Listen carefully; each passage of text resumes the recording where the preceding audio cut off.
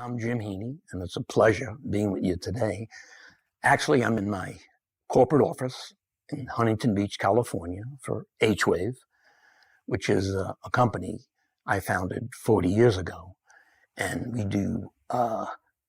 we treat chronic pain and rehabilitation. That's why you see all these pictures of professional sports teams that we deal with. And the reason I'm here is I am what you would call technology compromised. I do not have this equipment at my house to actually do this. In these uncertain times, I believe all of us want equality and justice. But first, we have to bring in stillness to experience our spiritual connection with all our brothers and sisters and the healing power of God's spiritual energy. This is the foundation of the practice of presence and our motivating factor. God tells us, "Be still and know that I am God." And that was not a suggestion, it was a command.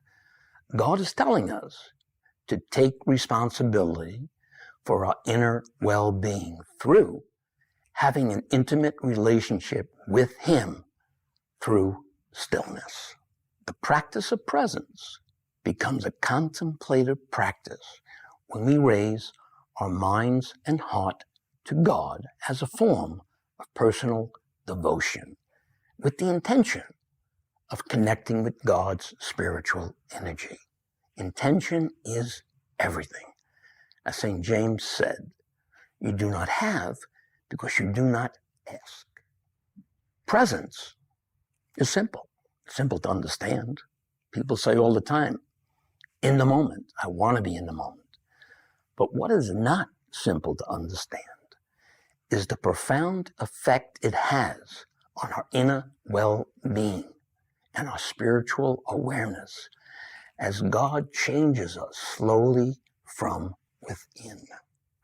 The mind cannot understand what is beyond the mind, and God's Spirit is beyond our mind. The practice of presence isn't about an answer, it's about an action.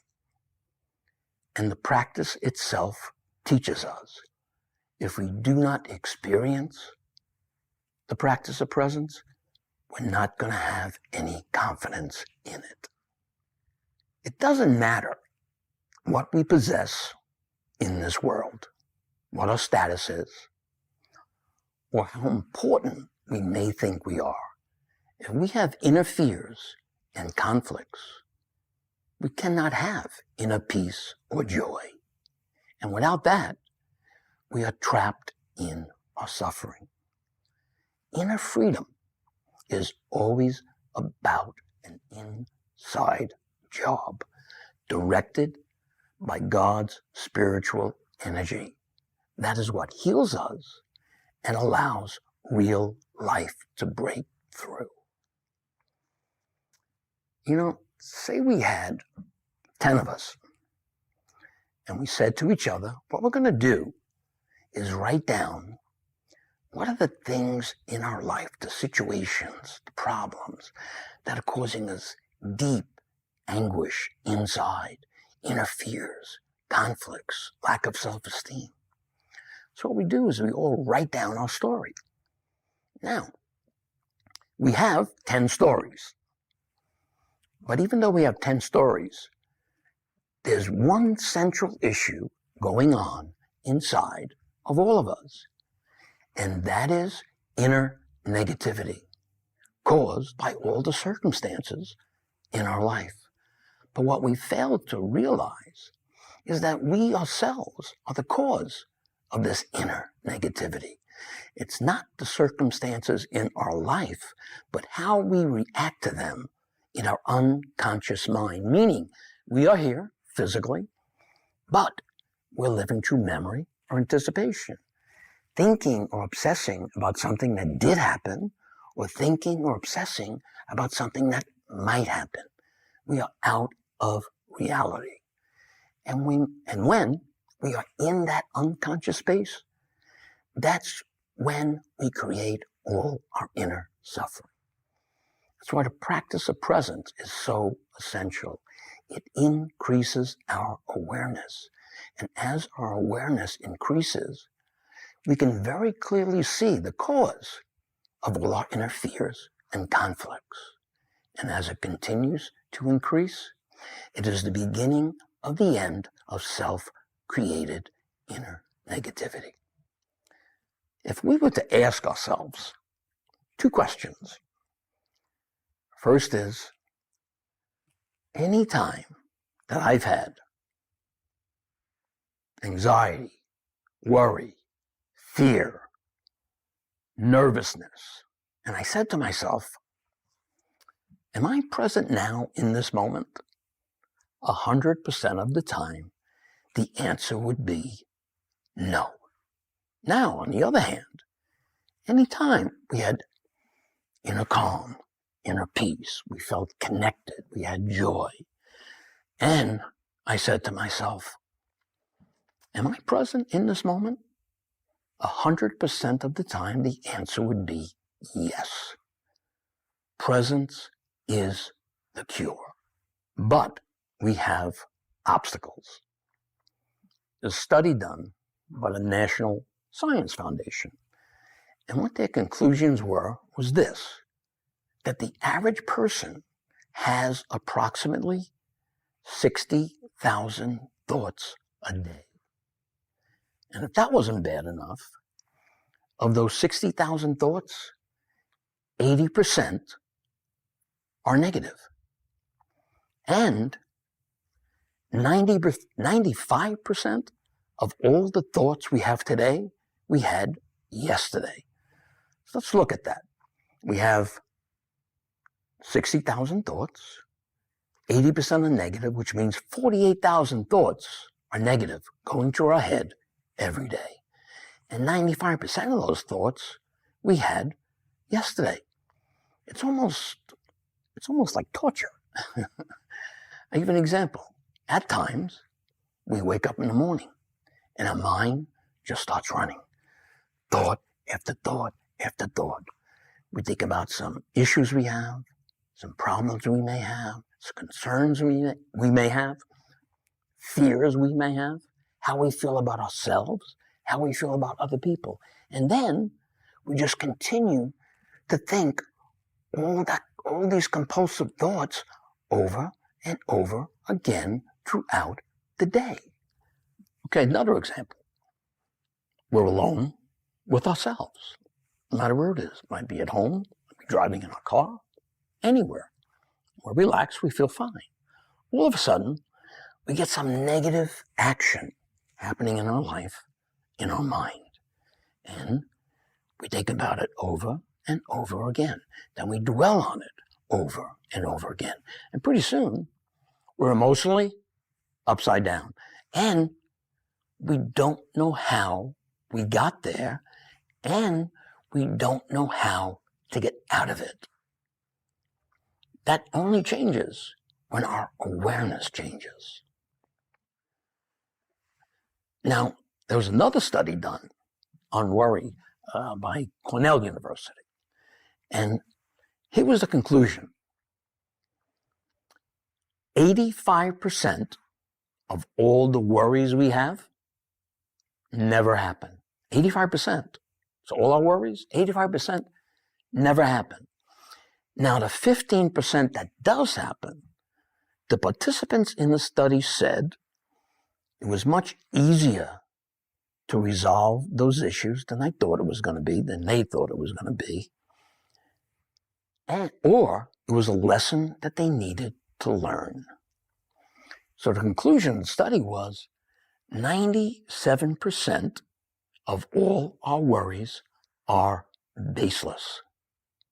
So we have 85% of our worries never actually happen. Okay. The 15% that do happen is not very difficult to resolve. And overall, 97% of our worries are baseless. See, but we suffer for the whole 100% of our worries.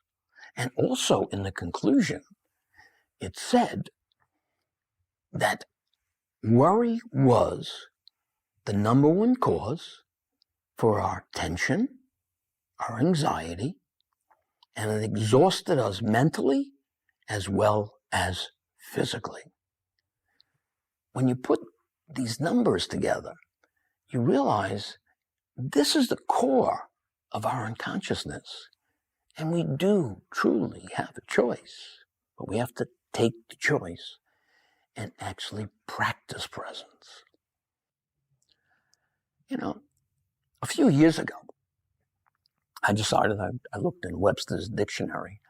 I wanted to get the definition of spirit in the dictionary, see what it said. And I was very surprised at what it said. It was really an excellent definition. It was dead on. What it said was, spirit, the force within a person that is believed to give the body life, energy, and power. It was excellent. It was perfect. And it made me wonder, why have we almost as though we lost connection with spirit? If we go back in Scripture, okay, to the Pentecost, and right after Pentecost,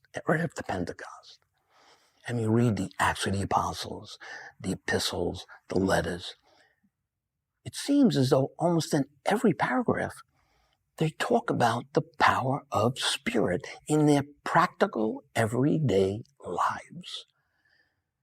It stopped their fears. It took them through their struggles. It gave them the energy to do what they had to do. And unfortunately, what we don't realize is we ourselves have the same access to that spirit today, except we simply have no relationship with it. We have to realize we absolutely have a choice, and the choice always comes through stillness. I'm sure all of you have heard of Carl Jung, famous psychologist, psychiatrist of the last century. He coined the phrase analytical psychology. He had an observation, and he said 95% of the people are unconscious 95% of the time. And what he also said was that the two most important aspects of his work were spiritual and numinous experiences. He believed those spiritual experiences helped his patient heal. They had a healing aspect to them. And it made him believe that there was a divine power in the universe. Another powerful spiritual program, Alcoholics Anonymous, Bill W., the most successful addiction program in the world, and a deeply spiritual program. What Bill W. said was this: in your recovery, you must have a one-on-one experience with God. If you don't rely on a power greater than yourself, your chance of recovery is minimal. Our challenge is to allow God's spiritual energy to first change us from the inside and then change the world. What I'd like to share with you is that Richard has been my pointer to presence for over 20 years. After my own MROP, roughly about 23 years ago, I started practicing presence. And about 15 years ago, Richard was coming to LA, giving a talk at Loyola Marymount. And me and my wife had lunch with him, and then we went to the talk that evening.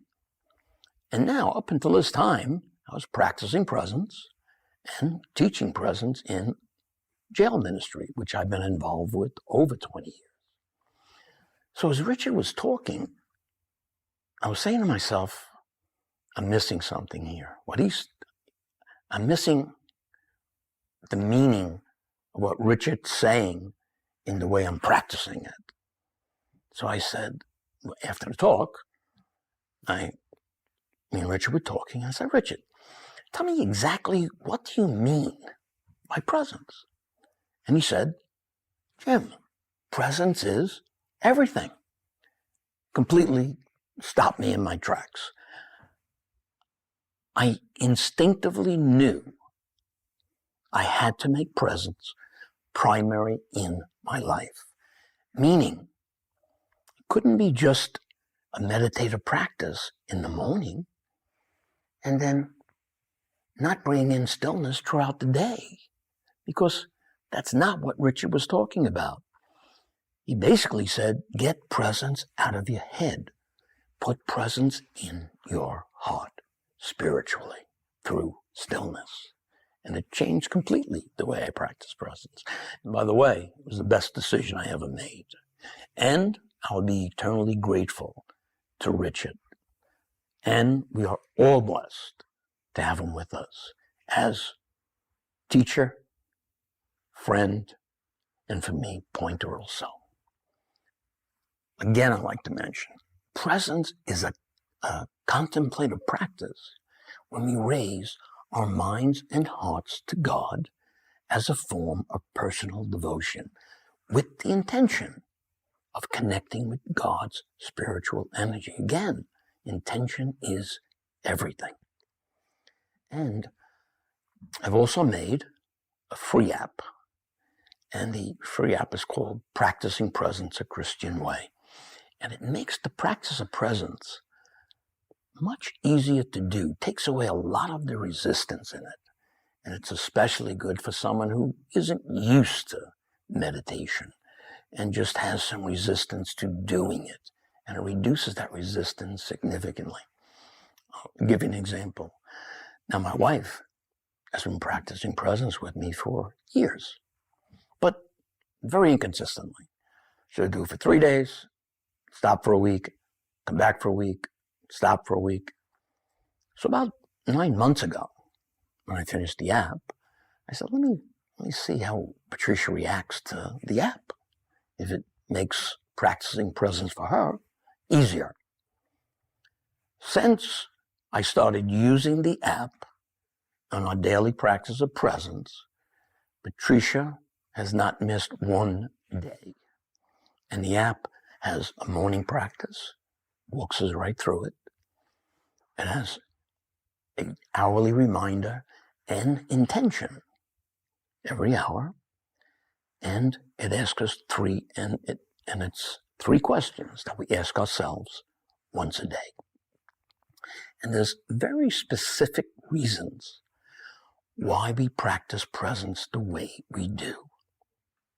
Breath. Breath is spirit. When we breathe without intention, it is a biological practice, which gives us relief at some level.